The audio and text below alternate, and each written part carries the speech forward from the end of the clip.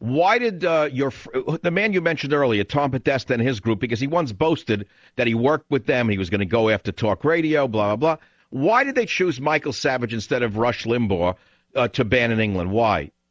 Well, I think that a tactic of the left is not just political correctness, which you're certainly a victim of. Also, the author, Mark Stein, has also been singularly set aside as a villain when, in fact, wait a minute, but Mark Stein was never banned in Britain. Let's be clear about that. I mean, Andrew, let's be clear. He is free to travel to England. I am not.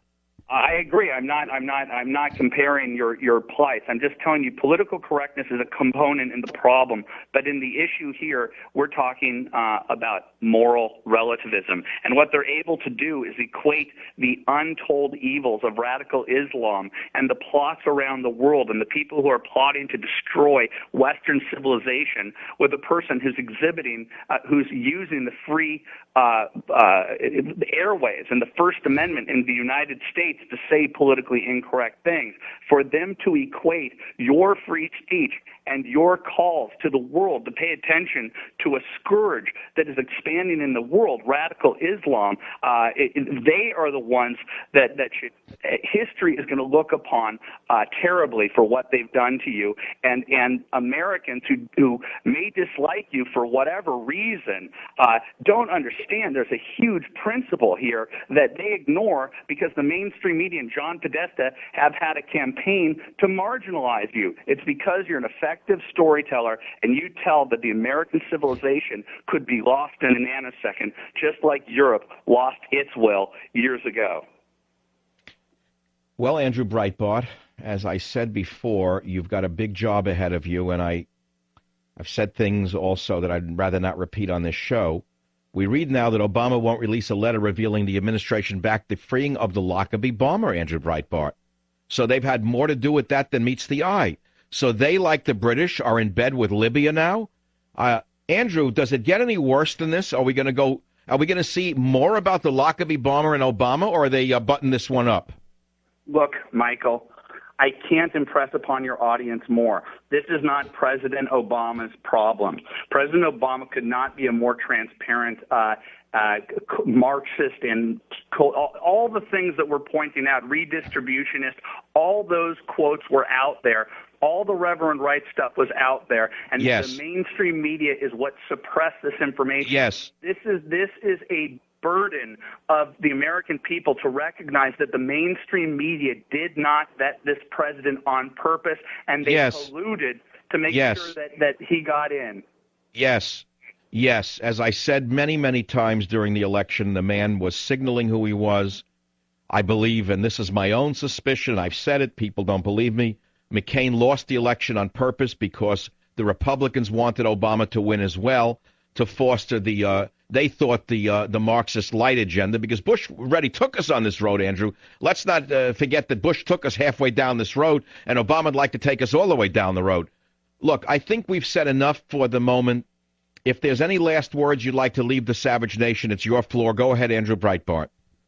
Well, I'm just telling you that there's more to this story. All I was trying to do is show that the White House's only strategy to win in 2010 is to use the race card. They do not have any solutions for the economy, so they want to change the issue to race in a summer of discontent. That, to me, is a pretty nefarious strategy. Keep your eye on the ball. The mainstream media is going to marginalize and demonize people, and you need to go out there and support the Michael Savages of the world and the Andrew Breitbarts and the big governments of the world and anyone that is out there that is saying the unpopular things and that is getting pilloried for it. I've stood up to these people. I have not apologized for showing you what was on those tapes, and the NAACP even rebuked its own audience for its response. That was my point. The point was made, and they can't change it.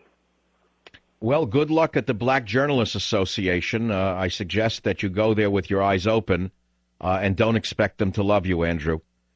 This is the Savage Nation thanking Andrew Breitbart for all he does for America. I'll be right back. Savage.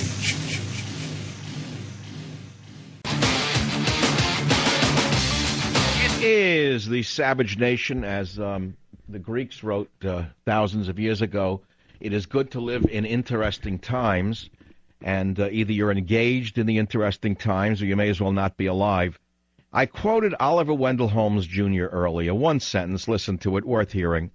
As life is action and passion, it is required of a man that he should share the passion and action of his time at the peril of being not to have lived, close quote. I then added to that in my book, Liberalism is a Mental Disorder, in 2005, taking that a step further. If we fail to act and to pursue a new American nationalism, we will fail to exist as a nation. I then went on and I wrote, the emergence of an international social liberalism, which is at its core soft communism, is a very real threat to the sovereignty of our nation. Forces from within and without our country continue to try to tell us that we are out of step with the rest of the world. The sophisticated Europeans laugh at us for our naivete and our clinging to religion and family values. These Euro-socialists and their American counterparts see a terrible beauty struggling to be born, a beauty that would like to sweep away our dying civilization and bring us into an unbrave new world.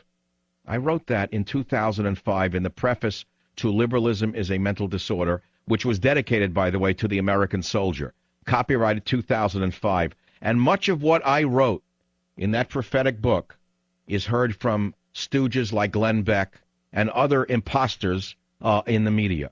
That's fine, because as Lao Tzu wrote, it does not matter really who gets credit for your ideas so long as your ideas are heard. And so it doesn't bother me to any extent whatsoever.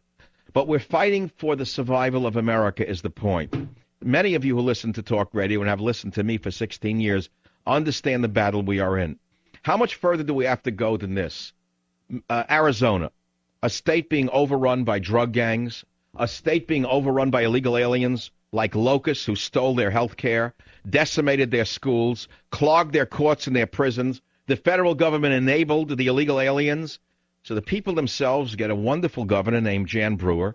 She gets up there and she passes a law which mirrors federal immigration law. Doesn't change a word of it. It says we're actually going to enforce federal immigration law. And what does this government do under Holder and Obama? They actually take the side of the third world nation called Mexico. They join 4 third world nations in South America, and they say they're going to sue the state of Arizona for trying to protect its citizenry. So I ask you, ladies and gentlemen, was I wrong when I wrote back in 2005? Let's go back a little further. In 2003, I published a book called The Savage Nation.